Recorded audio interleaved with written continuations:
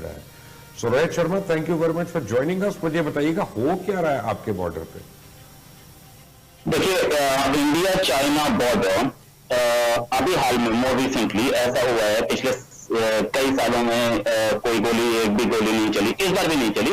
But in tensions और हमारे soldiers की डेथ और चाइनीज सोल्जर्स की डेथ, इससे पता लग रहा है कि सिचुएशन ट्रिम होती जा रही है डे बाय डे। हमारे दोनों कंट्रीज के डिफेंस मिनिस्टर्स, फॉरेन मिनिस्टर्स सब आपस में बात कर रहे हैं। सिचुएशन एस्केलेट होती दिख रही है। चाइना अपनी बटालियंस लाके बॉर्डर पे लगा रहा है। अरुणाचल की साइड में भी अब कुछ हम लोगों को दिखा है कि चाइना ने अपनी ट्रूप्स की प्लेसमेंट की है। ऑप्टिकल फाइबर नेटवर्क उनका एकदम लाइन ऑफ एक्चुअल कंट्रोल तक पहुंच रहा है। अब लाइन ऑफ एक्चुअल कंट्रोल तक ऑप्टिकल फाइबर पहुंच रहा है। भाई, ऑप्टिकल फाइबर नेट के लिए यूज होता है। मैं आपसे बात कर रहा हूं, मैं दिल्ली में बैठ के, आप इस्लामाबाद में बैठ के, तो हम लोगों का ये ऑप्टिकल फाइबर से जुड़ा है। Maybe it might be going through Bombay and then London and then coming back, लेकिन ऑप्टिकल फाइबर से हो रहा है। तो ऑप्टिकल फाइबर एक ऐसी जगह पे चाइना क्यों बिछा रहा है जहां पे गांव ही नहीं है 20-20 किलोमीटर तक? दैट मीन्स वो कोई अनमैन्ड एरियल व्हीकल या कहीं पे वॉरफेयर की तैयारी कर रहा है।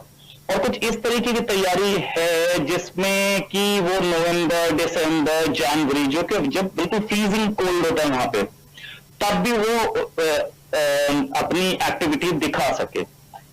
इसके जवाब में इंडिया ने भी अपनी एलीट फोर्सेस लगा रखी हैं बॉर्डर पे। अरुणाचल साइड पे भी अपनी प्रेजेंस बढ़ाई है, लद्दाख साइड पे भी बढ़ाई है।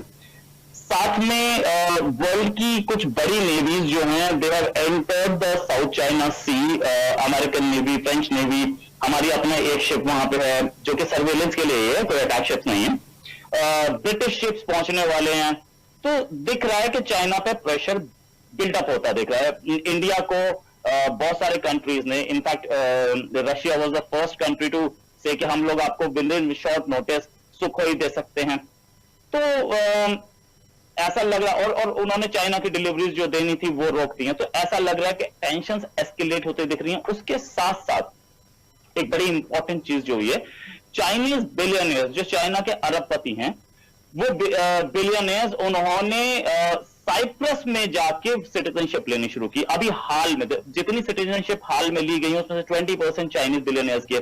तो चाइनीज बिलियनियर्स को यह समझ में आ रहा है कि भाई मैटर सीरियस होता जा रहा है, our money is not safe, China का बिजनेस खत्म होता जा रहा है और चाइना से बिजनेस बाहर जा रहा है। चाइनीज एक्सपोर्ट्स नहीं अब ज्यादा कंट्रीज लेने के मूड में दिख रहे हैं। तो इससे पता लगता है कि सिचुएशन इज रियली ग्रिम। और चाइनीज कम्युनिस्ट पार्टी भी right through the middle split हो गई है।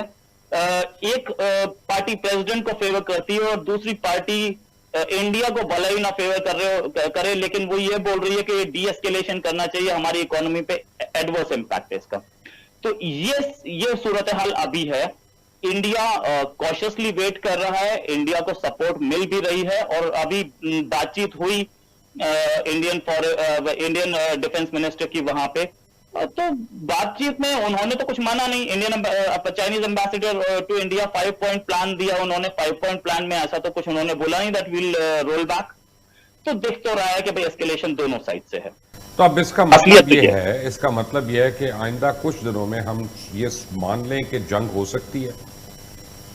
देखिए, जंग तो मैं बोलूं कि दोनों कंट्रीज जो हैं, देखिए मैं आपको एक एग्जांपल के साथ बताऊंगा। ये पाकिस्तान के बदन army chief later president general Pervez Musharraf अपने ही एक ऑफिसर से बात कर रहे थे, चाइना में वो थे सॉरी, उसकी रिकॉर्डिंग की गई और रिकॉर्डिंग करके उसको अमेरिका को दे दिया गया।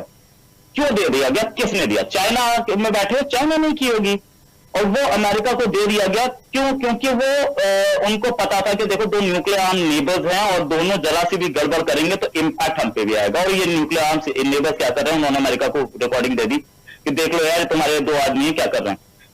जब वो इंडिया और पाकिस्तान के बीच में जो दो न्यूक्लियर आर्म नेबर्स हैं, उन दोनों के बीच में एक वॉर नहीं चाह रहा था, तो अब क्या वो चाहेगा कि इंडिया और चाइना के बीच में वॉर हो, जो कि दोनों न्यूक्लियर आर्म्ड है, दोनों का न्यूक्लियर डेटरेंस सॉलिड है।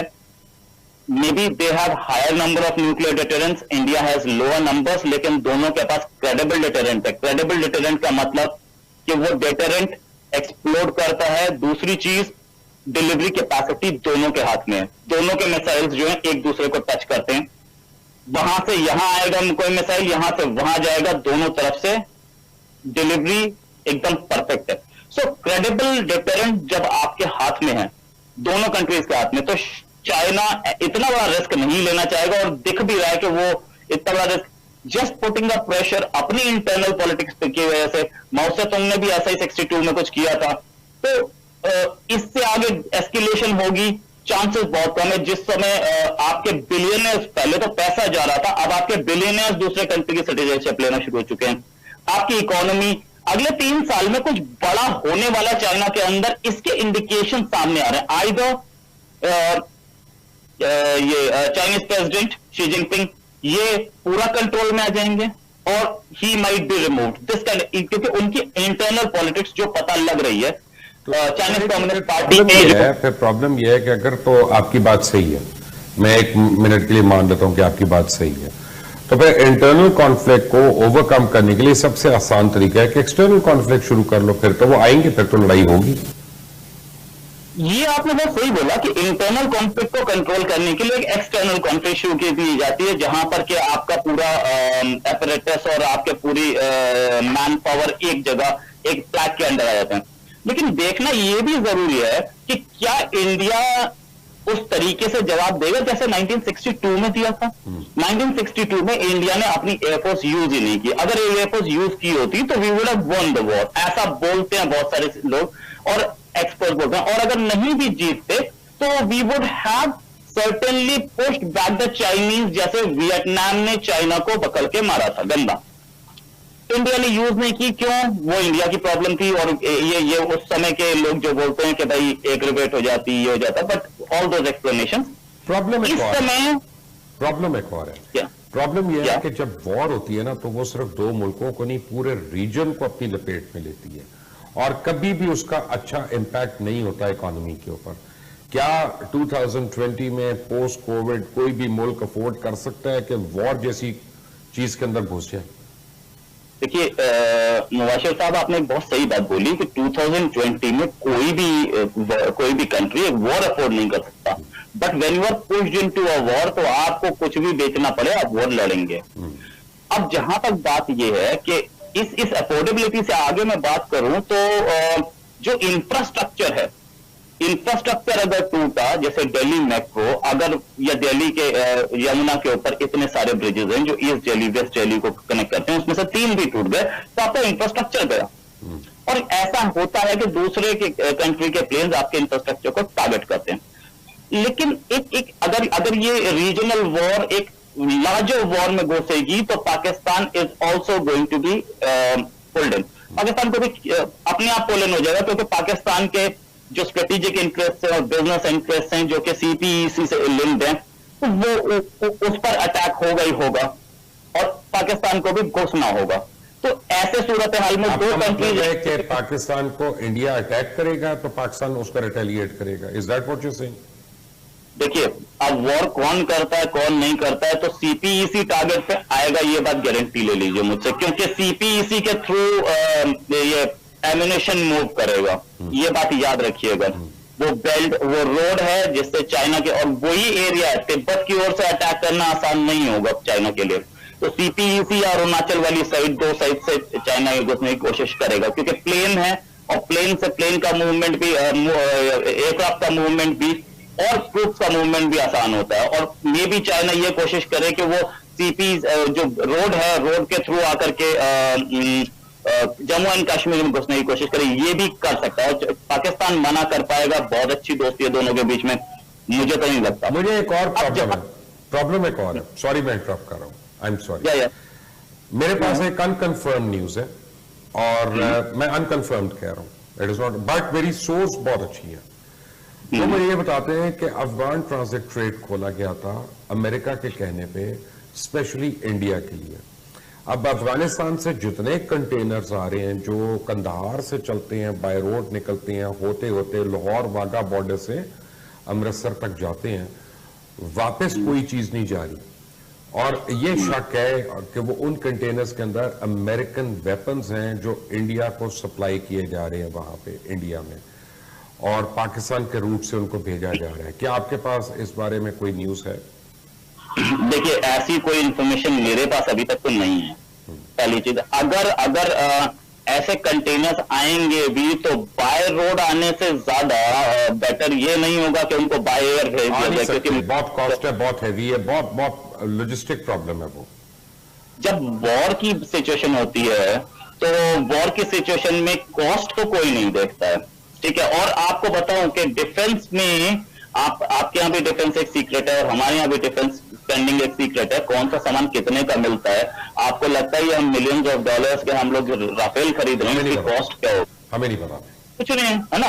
लोहा है और आपके ऊपर उसके ऊपर आपकी एक्सपर्टीज कॉस्ट है, और आपके पास टायर, रबर और वो है जो मैकेनिज्म आप लगाते हैं, यार उसकी कॉस्ट मिलियंस ऑफ डॉलर्स में है। ऐसा कैसे होता है? तो जब हम एक चीज जो कि 5-6 करोड़ की होगी, 20 करोड़ की होगी यार, उसको हम मिलियंस ऑफ डॉलर्स में ले रहे हैं, तो ऐसे एयरलिफ्ट करने में हम लोग अपने बच्चों को ईरान से एयरलिफ्ट कर ला सकते हैं, तो हम अपने सिक्योरिटी के लिए सामान नहीं ला सकते? अब मुझे ये बताइएगा कि बॉटम लाइन आपके तज्जिए के मुताबिक, आपके एनालिसिस के मुताबिक रीजन में कॉन्फ्लिक्ट होने वाला है या नहीं? देखिए, कॉन्फ्लिक्ट अभी तो अफोर्डेबल नहीं है, दोनों कंट्रीज के लिए नहीं है। चाइना के पास पैसा बहुत ज्यादा है इंडिया से, बड़ी इकोनॉमी है, नो डाउट अबाउट इट, लेकिन चाइना की सप्लाई लाइंस जो हैं उनको ब्लॉक करने में जो वर्ल्ड की नेवीज बैठी हैं वो साउथ चाइना सी में बैठी हैं, और चाइना को अच्छी तरह से पता है कि तेल के बिना नहीं लड़ाई होती, और तेल जाएगा उसका साउथ चाइना सी से, उसको ब्लॉक कर दिया गया है। तेल अमेरिकन शर्मा जी, उसने अगले 4 साल का तेल रखा हुआ स्टोर करके। अरे ये पिछले 6 महीने में ले लिया था उन्होंने। वो आपने बिल्कुल सही बोला, तेल बहुत है, लेकिन जब वॉर होती है तो वो तेल बिल्कुल पानी की तरह गायब होता है, और उसकी सप्लाई लाइन से एक बार ब्लॉक हुई तो वो तेल जाना बंद हो जाएगा। आपकी इकोनॉमी भी डिमांड कर रही है जी, उनके पास गवादर से हम दे देंगे तेल, वो तो इशू ही नहीं है। हाँ, ये आपने सही बात बोली। इसीलिए मैंने आपको बोला था कि जब भी वॉर होगी सीपीईसी टारगेट जरूर होगा, क्योंकि तेल वहीं से जाएगा। अगर सीपीईसी के 2 बेस तोड़ दिए तो वो बनने में 6 महीने लग जाएंगे। तो इसलिए मैंने आपको बोला था स्टार्टिंग में कि वो उधर टारगेट जरूर होगा। अगर जब आप सीपैक के ब्रिज तोड़ रहे होंगे तो हम क्या उस वक्त यहाँ पे क्रिकेट खेल रहे होंगे, 2020 खेल रहे होंगे? आई नो, उस समय आप क्रिकेट नहीं खेल रहे होंगे, आप भी तैयारी पूरी कर रहे होंगे, लेकिन आप यहाँ पे ब्रिज तोड़ सकते, अपने ब्रिज टूटने से बचा पाएंगे? मुझे इस पे शक है। उसका रीजन है कि एक मिसाइल यहां से चला, वो 15 मिनट में सीपीईसी टारगेट कर देगा। 15 मिनट रिएक्शन टाइम नहीं है पाकिस्तान का। पिछली बार भी ये जब बालाकोट हुआ था, बोला गया था 20 मिनट रिएक्शन टाइम है, और ये पूरा का पूरा ऑपरेशन 10 मिनट में खत्म होना चाहिए। नहीं, मान ले मेरी बात, Balakot was a different ball game. वो इन्होंने ये प्लान किया हुआ था कि अभी रिएक्ट नहीं करना और बाद में करना, और इन्होंने कुछ नहीं किया। देखिए, बालाकोट की तो इस साइड की स्टोरी आपने सुनी नहीं ना। मैं तो आप तो सिर्फ वो सुन रहे हैं जो आपका मीडिया आपको वहां पे बता रहा है, बट कभी उस पर भी कर लेंगे बात। अब आपको मैं एक और बात बताऊं कि कभी आपने ये सोचा कि इंडिया पाकिस्तान, देखिए वेदर वी लाइक इट और नॉट, आपको मेरी बात अच्छी लगे या बुरी लगे, बट एक बात मान लें कि इंडिया और पाकिस्तान काफी इवनली मैच्ड है काफी एरियाज में। हमारी फौज एक, यानी हमारी वही ट्रेनिंग है, सब कुछ वही है, फॉर्मेशन वही है, और टेक्निकली इक्विपमेंट वगैरह सब कुछ उस तरह का है। तो चाइना और आप में बहुत जमीन आसमान का फर्क आ जाता है, टेक्नोलॉजी में, लॉजिस्टिक में, और नंबर्स में, और इकोनॉमी की तो आपने बात कर दी। तो do you think it will be that easy? Well, it will be easy task, उसमें कोई शक नहीं है, ठीक है, लेकिन ये दोनों के लिए इजी टास्क नहीं है, ये बात आप समझिए, ठीक है। इंडिया लॉजिस्टिकली पीछे होगा, नेवी में तो क्लियर है जो चाइना के पास, कोई शक नहीं है, ठीक है, लेकिन जब आपको लड़ाई करनी है तो you have to come to Tibet, और तिब्बत में आकर के फिर इंडिया में घुसना पड़ेगा, और कोई तरीका नहीं है घुसने का। तो तिब्बत में आकर के आप एक प्लेटो से लड़ेंगे, और प्लेटो में आप अपने प्लेन लाएंगे, जहां से टेक ऑफ करेंगे। लॉजिस्टिक सप्लाई आपके लिए प्रॉब्लम है। इंडिया अपने उन बेसिस से जो उसके बने हुए हैं और अच्छी तरह से ऑपरेशनल है, वहां से लड़ेगा, पहली चीज। दूसरी चीज, चाइना भी एक्सपर्ट है ठंड में लड़ने के लिए और ऐसे ऑल्टीट्यूड पे लड़ने, इंडिया भी एक्सपर्ट है। लेकिन ये लड़ाई जितनी ज्यादा लंबी खींचेगी उतना चाइना प्रॉब्लम में आता जाएगा, क्योंकि चाइना को ऑल द वे अपने मेन लैंड से वो तिब्बत तक सारा लॉजिस्टिक्स लानी पड़ेंगी, सब लाने पड़ेंगे। And it is just a this thing कि we have to enter Tibet, we have aerial refueller, China does not have, उसको मिले भी नहीं अब तक ये चीज। दूसरी चीज कि अगर सीपीईसी को टारगेट किया गया और चाइना की वो जो चाइना के जो ब्रिजेस बने हैं जो कि तिब्बत के हाई लैंड को नीचे मेन लैंड से जोड़ते हैं, अगर वो टूटे तो उनको रेस्टोर करना फिर 2-3 महीने लगता है। रोहित जी प्रॉब्लम है ना, एक प्रॉब्लम जरूर है मेरे और आपके बीच में, हमारी दोस्ती अपनी जगह, लेकिन मैं हूं तो पाकिस्तानी ना, और ये तो फायदा ही नहीं है कि पाकिस्तानी अगर चुटकी ना काटे इंडियन को तो उसको तो खाना नहीं हजम होगा ना, मुझे कुछ तो आपको मिर्च लगानी है कहीं ना कहीं। आपने चिकन नेक का नाम तो सुना है ना कि नहीं? किसका? चिकन नेक का। चिकन नेक या आपको पता है कि चिकन नेक पे कितनी उन्होंने डिप्लॉयमेंट कर ली? आपको पता है कि वो आपको टोटल वहां से कट ऑफ कर रहे हैं, और अरुणाचल प्रदेश का जो आप बात कर रहे हैं कि वहां पे आपको एक सेपरेटिस्ट मूवमेंट का भी सामना है, और चाइना ने कह दिया ये हमारा इलाका है। So you will be fighting multiple battles, not only on Ladakh. वो मैंने जो अरुणाचल बोला था वो चिकन स्नैक की ही बात थी। अब जहां तक चिकन स्नैक की बात है तो चिकन स्नैक में इंडियन डेप्लॉयमेंट भी सॉलिड है, और चिकन स्नैक जिस समय आप चिकन स्नैक की बात करते हैं वो छोटा सा एक स्ट्रिप है जिसकी वजह से वो चिकन स्नैक बनता है, लेकिन उसके चारों ओर नीचे बांग्लादेश और ऊपर उसके सिक्किम, भूटान एंड नेपाल। आप नेपाल को मान लीजिए कि Nepal won't support, but Bhutan is again out, नहीं करेगा, भूटान भी नहीं करेगा, दे आर आल्सो ऑपोजिशन। तो ये तो एक प्रिजम्पशन हुआ कि बांग्लादेश भी नहीं करेगा, मैं उसकी भूटान भी वजह नहीं। बताता हूँ रोहित जी, मैं उसकी वजह बताता हूँ कि इस वक्त दुनिया में पैसा चलता है, जो मर्जी आप करें, ठीक है ना, पैसा बोलता है, और चाइना बहुत पैसा लगा रहा है। बट इस पे कल कर लेंगे बात, क्योंकि अब डिबेट लंबी हो गई है। और